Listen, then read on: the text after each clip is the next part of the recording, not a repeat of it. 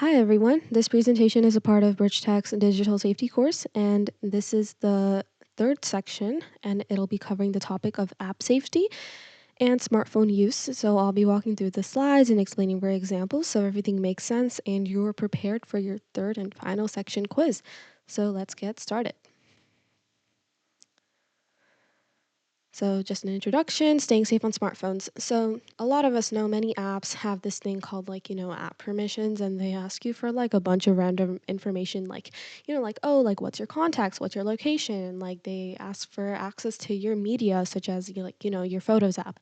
And seniors can protect their privacy by understanding why apps actually request these like specific permissions, and it can help them learn safe smartphone practices. And these safe habits can prevent data theft and just reduce the risk of them installing apps that are malicious.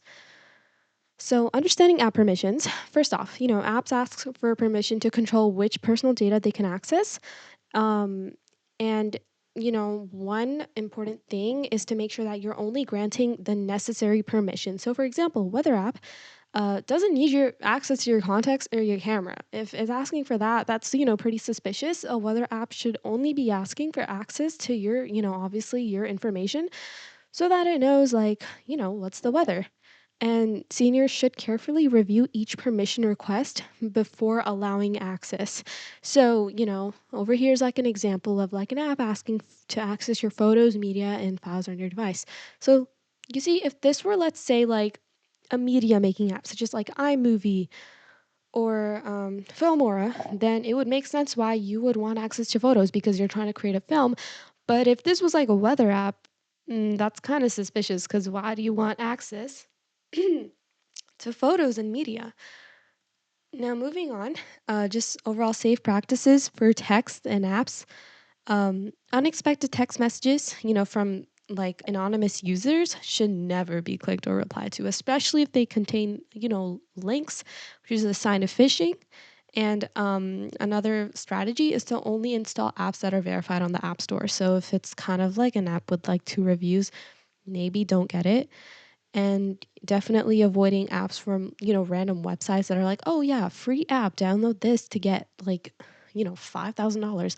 That's, pretty suspicious. Most apps online, like, yeah, they're fine if they're from like major like companies. But if they're like, small companies, or if it's like, it's a too good to be true, that's how you know it's not actually good. um, Another thing is like, learning accessibility and troubleshooting. So a lot of smartphones have like accessibility features like, large text, simplified menus, and voiceovers, which can really help seniors navigate their devices more easily. Um, yeah, if an app misbehaves or like it always crashes and it's probably like best to just uninstall it, or if it actually like requires an update it. But if it's like constantly crashing out, then it's just best to leave it alone. And yeah, um, when you troubleshoot, like let's say you have an issue with your network, there's an option for troubleshooting. When you troubleshoot, your device is never going to ask you for personal information. So if there's like specific troubleshooting apps and they're like, oh, okay, to proceed with the troubleshooting, enter your credit card information. That's not like, actually troubleshooting. So, just understanding like, troubleshooting and like accessibility features can really help students teach seniors the correct things. So, like an overall summary of the best practices to stay safe is seniors should, look at app permissions really carefully, and only use trusted sources for downloads, avoid links like in text, emails, everything. If anything contains a link, if it's like a random message from someone you never know, that's how you know it's like obviously suspicious.